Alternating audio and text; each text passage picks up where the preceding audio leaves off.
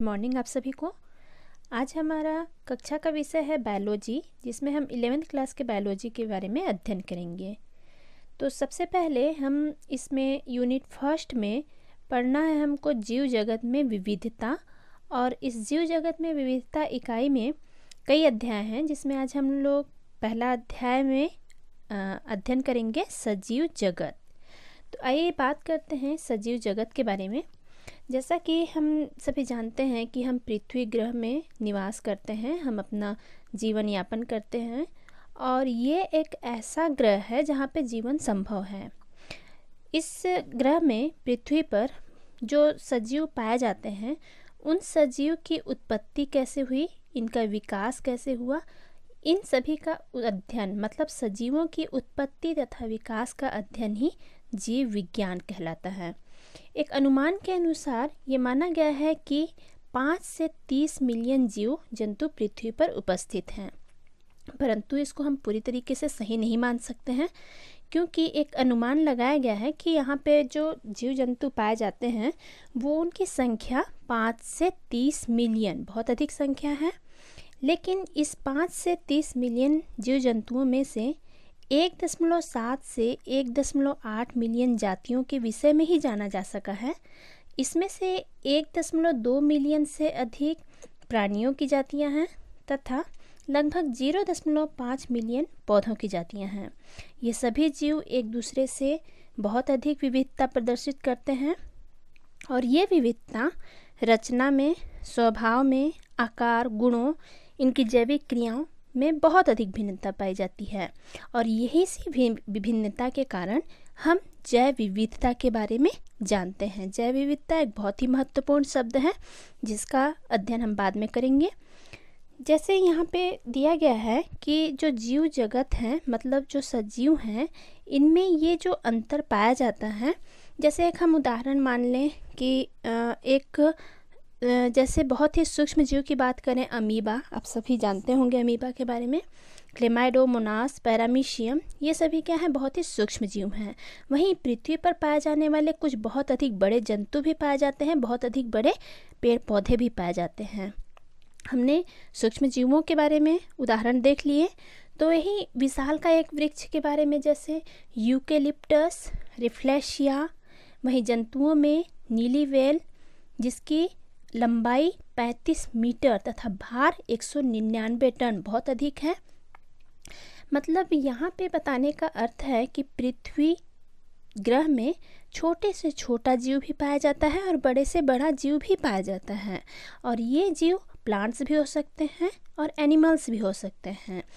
ये जो विभिन्नता है ना केवल इनके आकार में, बल्कि इनकी भार में, लंबाई में, ऊंचाई में, इनके वास स्थान में, इनकी जीवन शैली में, पोषण विधि में, प्रजनन क्रिया में, श्वसन में बहुत अधिक अंतर देखने को मिलता है।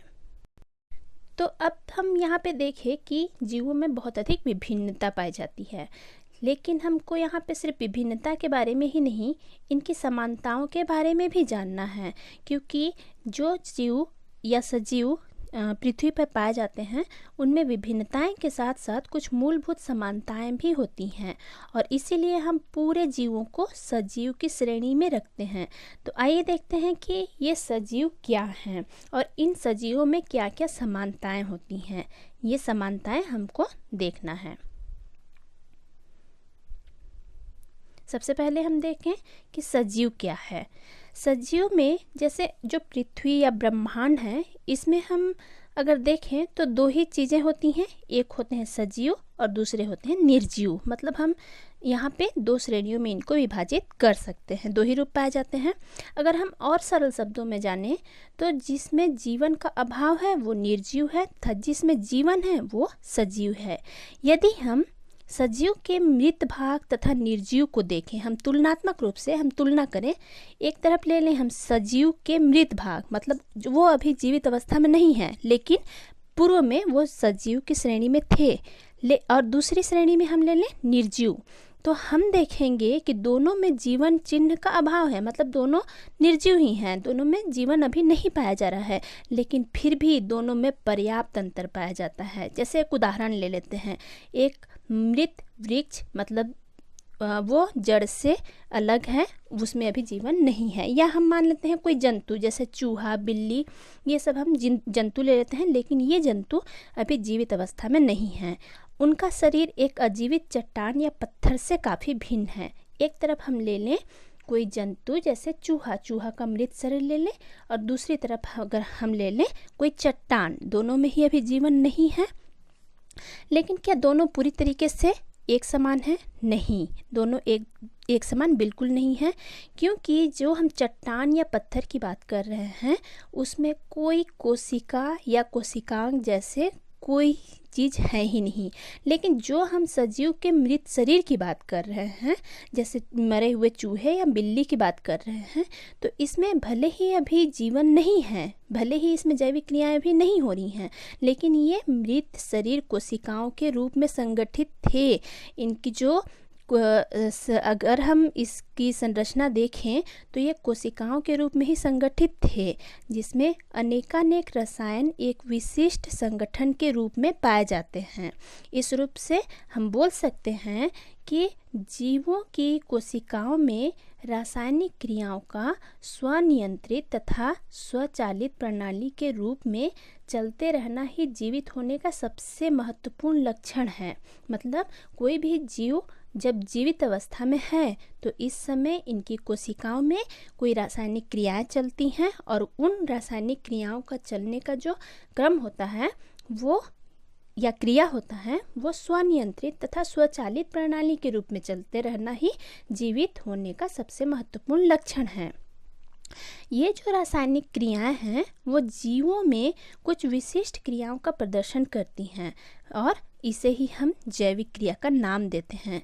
इनके लक्षण ही जैविक लक्षण के नाम से जाने जाते हैं।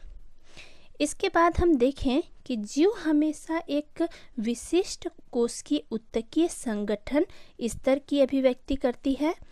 जैव अणु जीवों के प्रोटोप्लाज्मिक अंश हो जाने के स्थिति में कुछ असाधारण अभिलक्षणों का प्रदर्शन करते हैं, जो कि उनके आजीवन स्थिति में कभी प्रदर्शित नहीं हो पाता है।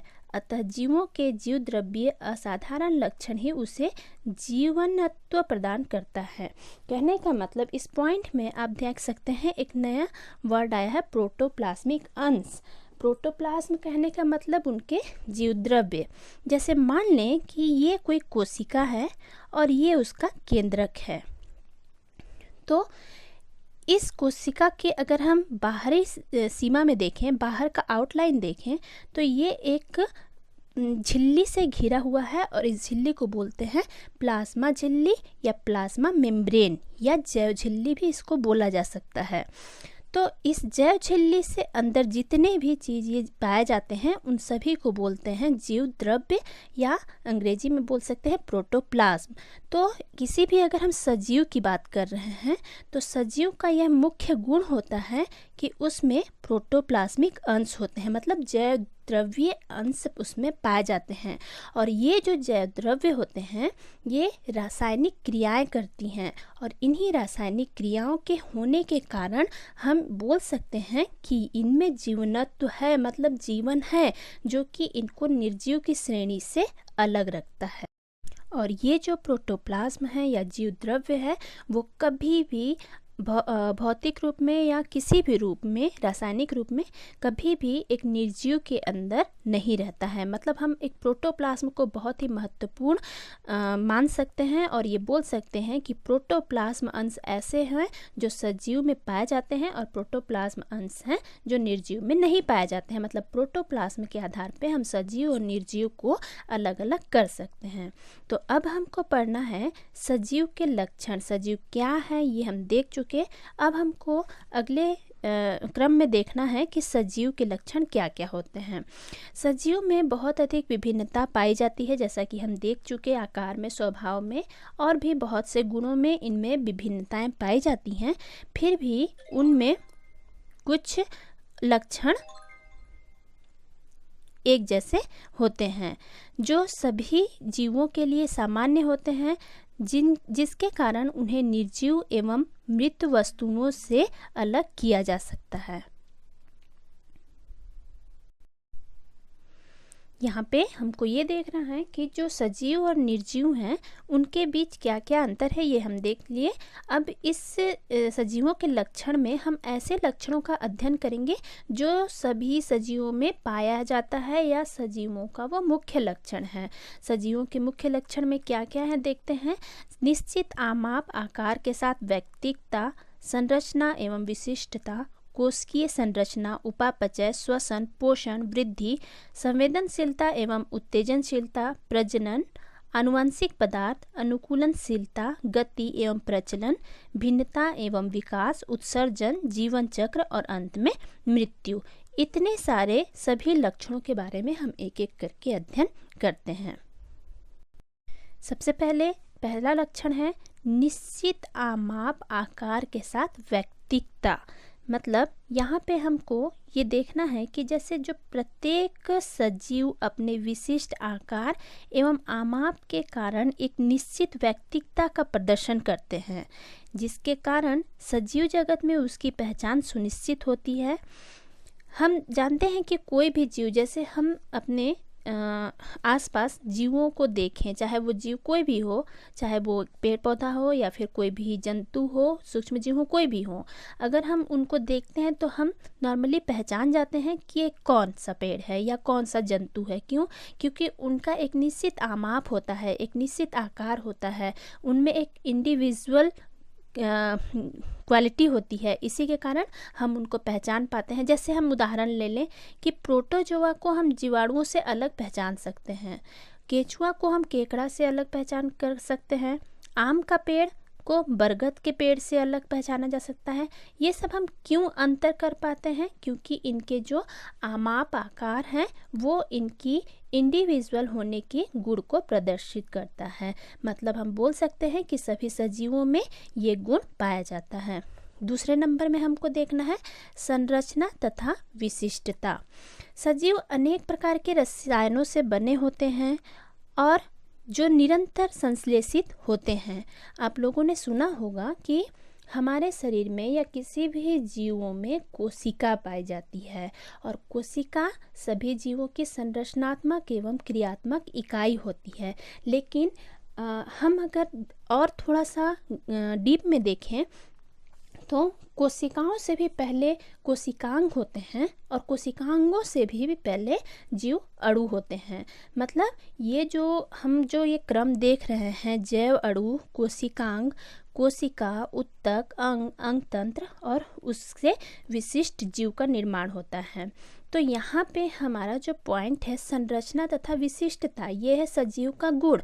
मतलब कोई भी अगर हम सजीव की बात करते हैं तो वो उसकी एक निश्चित संरचना होती है, उसमें एक विशिष्टता पाई जाती है और ये विशिष्टता उसमें पाए जाने वाले कोशिका, और कोशिका किससे बना हुआ है?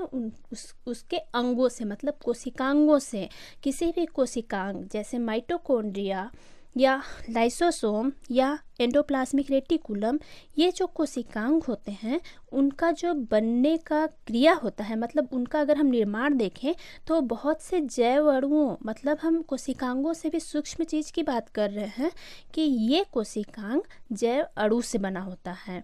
तो ये जो अगर हम किसी कोशिका की संरचना की बात कर रहे हैं या हम बात कर रहे हैं किसी सजीव की संरचना की बात, तो उसके संरचना को बनाने के लिए बहुत से जैव अणु भाग लेते हैं। जैव अणु मिलकर के फिर एक कोशिकांग, एक से बहुत सारे कोशिकांग इकट्ठे हुए और वो कोशिकांग एक निश्चित क्रम में व्यवस्थित हुए। उसके बाद कोशिका का निर्माण हुआ। कोशिका आगे जा कर के उत्तक में बदल गया। जब बहुत सारे उत्तक आपस में मिले तो अंग का निर्माण हुआ और अंग के मिलने से अंगतंत्र का निर्माण होता है और उसके बाद एक निश्चित या विशिष्ट जीव का निर्माण होता है। ये तो हो गई इसकी संरचना और विशिष्टता गुण का। अब हम तीसरे नंबर पे देखते हैं कोशिकीय संरचना, कोशिका की संरचना। हमको पता है कोशिका जीवन की क्रियात्मक और संरचनात्मक इकाई होती है। अगर हम किसी सजीव के गुण की बात कर रहे हैं या हम सजीव की बात कर रहे हैं तो हम बिना किसी कोशिका के सजीव का अनुमान नहीं लगा सकते हैं। कोई भी सजीव बिना कोशिका का बना ही नहीं रहता है।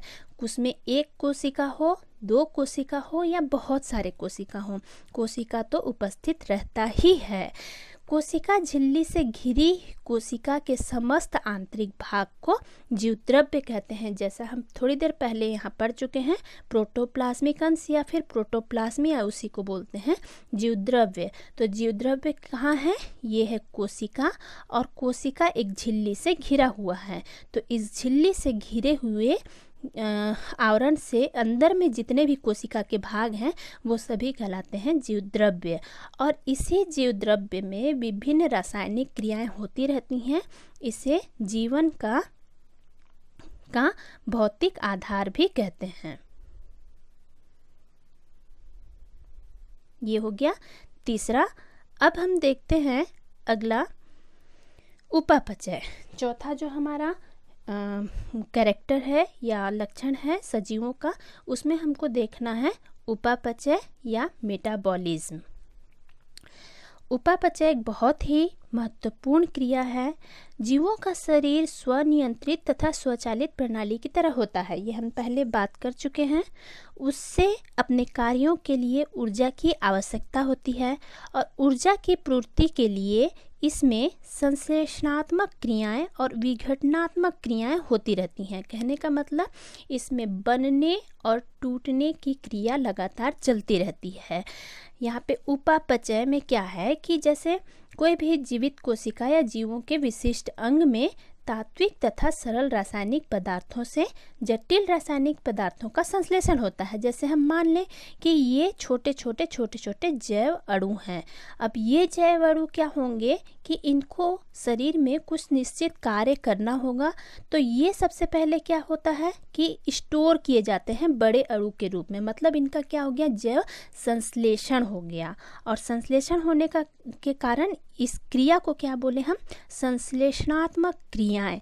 अब जब ये जो बड़ा अणु है, जब इसके शरीर में कोई सी ऊर्जा की ज़रूरत होती है, तो ये अब छोटे छोटे भागों में दोबारा टूटेगा। मतलब ये अपने अवयवों में पुनः टूटने लगेगा।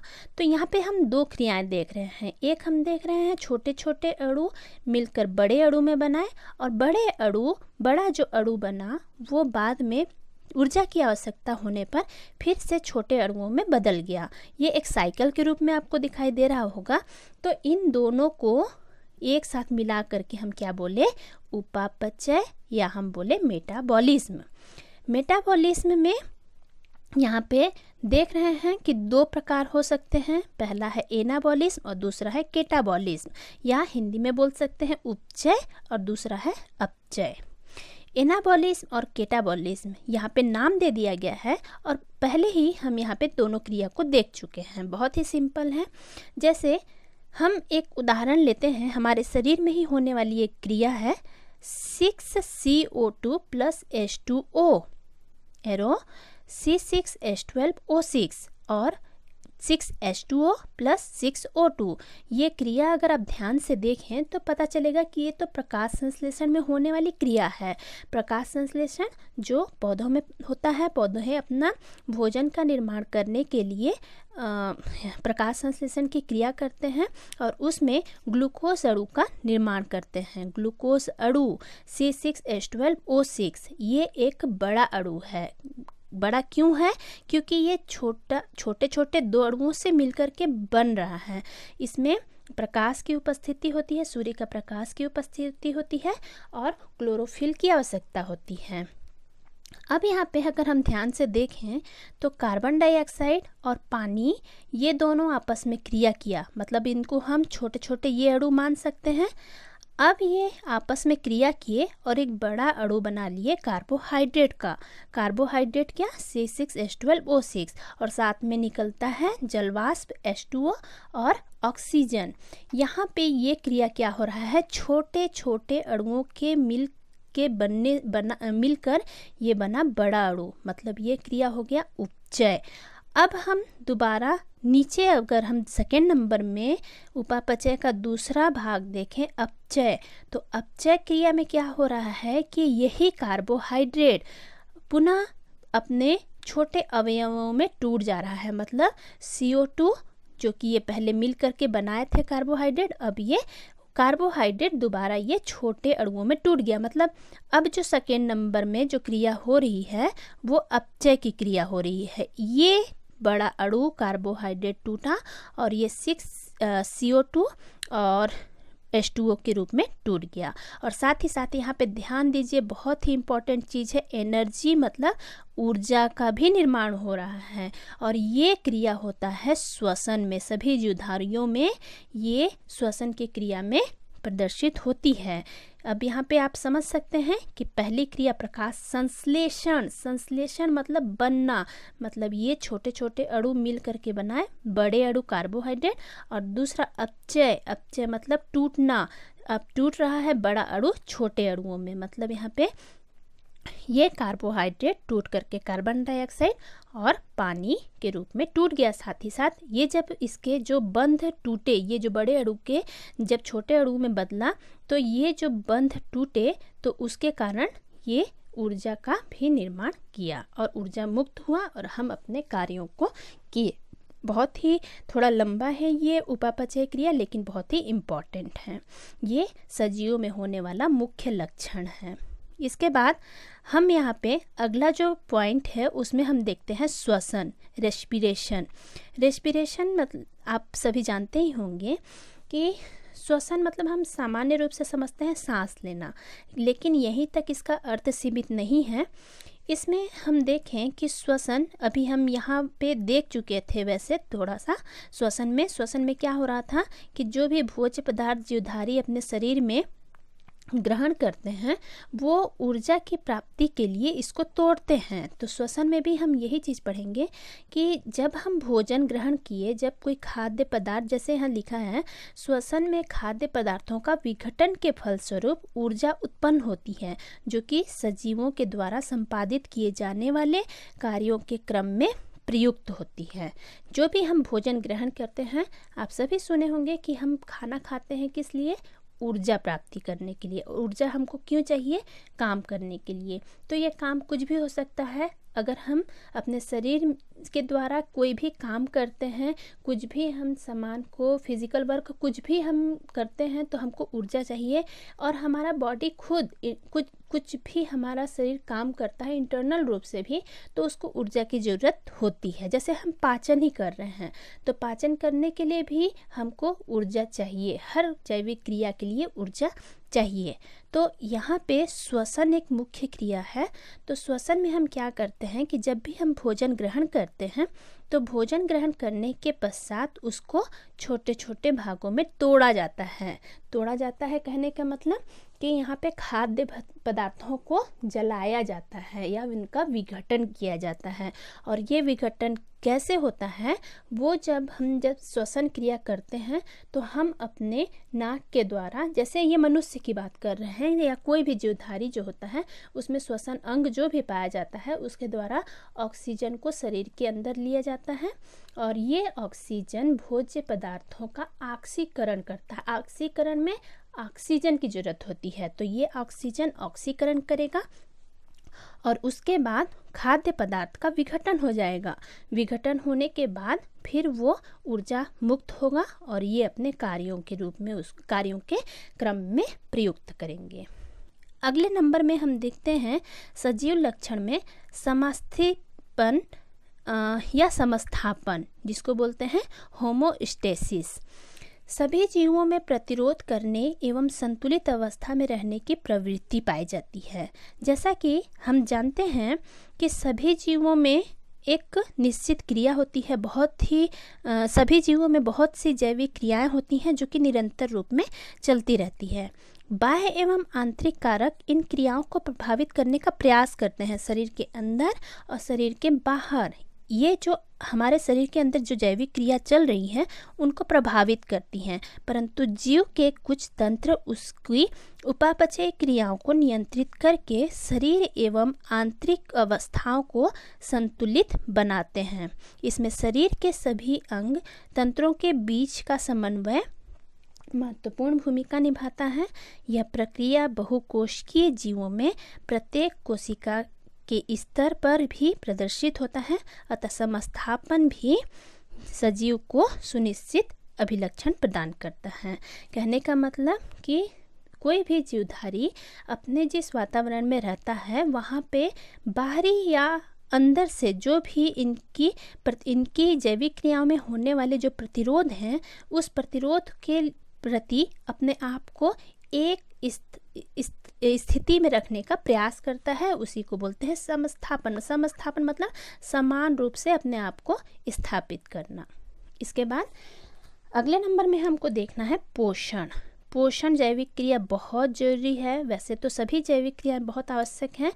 पोषण में क्या होता है कि सजीव को अपनी जैविक क्रियाओं के संपादन के लिए ऊर्जा उसके द्वारा अंतर्ग्रहित पोषक पदार्थों के कारण तथा भोजन से मिलती है। पोषण में हम क्या करते हैं, हम चाहे हम मनुष्य की बात करें या कोई भी जीवधारी की बात करें, उनको भोज्य पदार्थ चाहिए ही, क्योंकि उनको अपना कार्य करने के लिए ऊर्जा की आवश्यकता होती है। और ये ऊर्जा उनको कहाँ से मिलता है?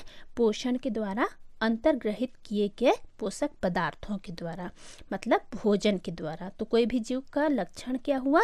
भोजन ग्रहण करता ही है वो। अगले नंबर में हम इसके लक्षणों में देखते हैं वृद्धि। अगला जो गुण है वो है वृद्धि। सजीवों में विभिन्न उपापचय क्रियाओं के चलते रहने के कारण वृद्धि संभव होती है। वृद्धि सजीवों की लंबाई, चौड़ाई आदि लक्षणों में होने वाला अपरिवर्तनीय और स्थायी परिवर्तन है। ये परिवर्तन कैसा होता है? अपरिवर्तनीय, मतलब ये दोबारा फिर से अपने रूप में नहीं आता है। इसमें अगर हम देखें तो जो जीवधारी हैं, जो भी सजीव हैं, जैसे पौधों में वृद्धि क्या होता है? जीवन पर्यंत चलता रहता है, जबकि ज़्यादातर जंतुओं में वृद्धि की प्रक्रिया उसके परिपक्वावस्था तक देखने को ही मिलती है। मतलब एक निश्चित समय तक इनमें वृद्धि होती है और उसके बाद ये रुक जाती है। यहाँ पे उपचय एवं अपचय का बराबर मात्रा में संपादित होने पर वृद्धि नहीं होती। हम जैसे पहले उपापचय जो लक्षण पढ़े उसमें हम दो प्रकार देखे, उपचय और अपचय। तो अगर ये उपचय और अपचय मतलब बनने की क्रिया और टूटने की क्रिया अगर बराबर मात्रा में हुई तो वहाँ पे हम ये समझ सकते हैं कि वृद्धि नहीं हुई। लेकिन अपचय का मान अधिक तथा उपचय का मान इसकी अपचय की तुलना में कम है। कहने का मतलब अपचय अधिक और उपचय कम है तो वृद्धि रुक जाएगी, और इस कंडीशन को बोलते हैं अवृद्धि या डी ग्रोथ, या इसको बोलते हैं ऋणात्मक वृद्धि। यह स्थिति जीवों में एजिंग के रूप में अभिलक्षित होती है। अतः वृद्धि का होना सजीवों का महत्वपूर्ण लक्षण है। वृद्धि आप लोग समझ गए होंगे, मतलब जीवों के भार, लंबाई, चौड़ाई आदि लक्षणों में अपरिवर्तनीय रूप से स्थायी परिवर्तन। इसके बाद हमको अगले नंबर में देखना है संवेदनशीलता और उत्तेजनशीलता। यहाँ पे जैसे जीव जहाँ भी रहते हैं अपने वातावरण में निरंतर होने वाली परिवर्तनों का अनुभव करते हैं। जैसे खुद हम अपने ऊपर भी इस चीज़ का अनुभव किए हैं कि अगर वातावरण का तापमान बहुत अधिक है तो हमको गर्मी का एहसास होता है। अगर बहुत अधिक ठंडी है, मतलब वातावरण का टेम्परेचर अगर लो है तो हमको ठंड लगता है। तो इस प्रकार से जो भी हमारे वातावरण में निरंतर परिवर्तन होता रहता है, उस परिवर्तन को हम अपने आप अनुभव कर सकते हैं। ये जो अनुभव करने का जो गुण होता है वही संवेदनशीलता कहलाता है। और इस संवेदनशीलता के फलस्वरूप हम क्या करते हैं, अपने साइड से कोई प्रतिक्रिया व्यक्त करते हैं। जैसे मान लें कि कोई एक पौधे को एक बंद कमरे में रख दिया जाए और उसको केवल एक छोटे खिड़की के द्वारा प्रकाश मिल रहा है, तो कुछ समय के बाद हम देखेंगे कि वो जो पौधा है वो धीरे धीरे प्रकाश की ओर मुड़ना शुरू कर देगा। तो ये जो मुड़ने की क्रिया हुई उसकी प्रतिक्रिया है, और ये प्रतिक्रिया उसकी संवेदनशीलता के कारण हुआ है। जबकि जो जंतु होते हैं उनमें यह प्रकाश, ताप, ठंड, स्पर्श आदि के कारण स्पष्ट रूप से दिखाई दे सकता है। अब हम अगले नंबर में पढ़ते हैं सजीव के लक्षण में प्रजनन। प्रजनन सजीवों के द्वारा पृथ्वी पर अपनी जाति की उपलब्धता निरंतर बनाए रखने के लिए प्रजनन बहुत ही महत्वपूर्ण लक्षण है तथा प्रत्येक जीव का अपने समान नया जीव उत्पन्न करने की प्रक्रिया अर्थात प्रजनन का प्रदर्शन करती है। कोई भी जीव है तो वह एक पीढ़ी में है तो वह अपनी अगली पीढ़ी को निरंतर बढ़ाने का प्रयास करता है और ये जो है वो अपने समान नए जीव उत्पन्न करने के कारण होता है और ये अपने समान नए जीव उत्पन्न करने का गुण जो होता है वो प्रजनन कहलाता है। जैसे एक कोशिकीय जीवों में अमीबा, जीवाणु, एक कोशिकीय शैवाल में प्रजनन वृद्धि के रूप में दिखाई देता है, क्योंकि प्रजनन एवं वृद्धि दोनों ही केवल कोशिका विभाजन के कारण ही संभव होते दिखते हैं तथा एक दूसरे के रूप में नजर आते हैं। अतः प्रजनन सजीवों का महत्वपूर्ण चारित्रिक लक्षण है। इसके बाद अब देखते हैं अगला आनुवांशिक पदार्थ। आनुवांशिक पदार्थ मतलब जेनेटिक मटेरियल। अब यहाँ पे देखें कि आनुवांशिक पदार्थ क्या होते हैं। यहाँ पे आनुवांशिक पदार्थ जीवों में आनुवांशिक पदार्थ पाया जाता है, मतलब ये जो आनुवांशिक पदार्थ पाने का गुण है वो सजीवों का विशिष्ट गुण है। इन जीवों में जो लक्षण हमको एक पीढ़ी से दूसरी पीढ़ी में जाता हुआ दिखाई देता है वो लक्षण हमको एक पीढ़ी में दिखाई दिया लेकिन अगली पीढ़ी में फिर से दिखाई देना, ये कारण होता है आनुवांशिक पदार्थ का स्थानांतरण होना। और इसमें हम आनुवांशिक पदार्थ में हम उदाहरण जानते हैं डीएनए, आरएनए। डीएनए मतलब deoxy ribose nucleic acid, RNA मतलब राइबोज न्यूक्लिक एसिड। ये सभी क्या है? आनुवांशिक पदार्थ हैं। मतलब ये एक पीढ़ी से दूसरे पीढ़ी में लक्षणों को स्थानांतरित करने के लिए जिम्मेदार होते हैं। अगला जो कैरेक्टर है सजीव का वो है अनुकूलनशीलता। अनुकूलन मतलब होता है स्वयं को वातावरण के अनुसार ढालना। प्रत्येक जीव क्या करता है कि एक वातावरण से घिरा हुआ रहता है, अपने पर्यावरण से घिरा हुआ रहता है। तो इसमें कई कंडीशन हो सकता है, या तो वो जैसे कोई भी जीव अपने वातावरण में है और उस वातावरण में लगातार परिवर्तन होता रहता है। अब जीव के पास कंडीशन ये होती है कि या तो वो अपने आप को उस वातावरण के अनुसार ढाल ले, और अगर वो नहीं ढाल पाता है तो वो उसकी जो जीवन क्षमता है वो धीरे धीरे कम हो जाती है और अंत में नष्ट हो जाती है। मतलब वो स्वयं को जीने के लायक उस वातावरण में नहीं बना पाता है। या हम सीधे अर्थ में समझें तो अपने आप को वातावरण के अनुसार ढालना ही अनुकूलनशीलता कहलाती है। यह अल्पकालिक अनुकूलन भी हो सकता है और दीर्घकालिक अनुकूलन भी हो सकता है। मतलब ये अनुकूलन थोड़े समय के लिए भी अपने आप में वो ला सकता है, और दीर्घकालिक अनुकूलन मतलब वो पीढ़ी दर पीढ़ी वो अनुकूलन वंशानुगत प्रदर्शित होते रहते हैं, जबकि अल्पकालिक एक निश्चित समय तक के लिए ही रहता है। मतलब उसमें एक पीढ़ी के बाद दूसरी पीढ़ी में वो अंतर दिखाई नहीं देता है। इसके बाद आगे हमको अगले लक्षण में पढ़ना है गति एवं प्रचलन। ये भी सजीवों का मुख्य लक्षण होता है। दिशा में होने वाला परिवर्तन गति कहलाता है, जबकि स्थान परिवर्तन होने की स्थिति प्रचलन कहलाती है। जो दिशा में परिवर्तन होता है यह गति सभी सजीवों में पाई जाने वाली विशेषता होती है, जबकि प्रचलन कुछ निम्न वर्गीय पौधों तथा लगभग सभी जंतुओं द्वारा खाद्य पदार्थों एवं उपयुक्त पर्यावरण की खोज के क्रम में संपादित होता है। अब अगला नंबर है भिन्नता एवं विकास। ये जो लक्षण है भिन्नता एवं विकास, हम जब इस चैप्टर को पढ़ना शुरू किए तो उसमें हम देखे कि जीवों में बहुत अधिक विभिन्नता होती है, और इसी विभिन्नता या भिन्न भिन्न जो लक्षण होते हैं उसके कारण हम जीवों को पहचान सकते हैं। मतलब हम इंडिविजुअल उनको अलग अलग कैटेगराइज कर सकते हैं।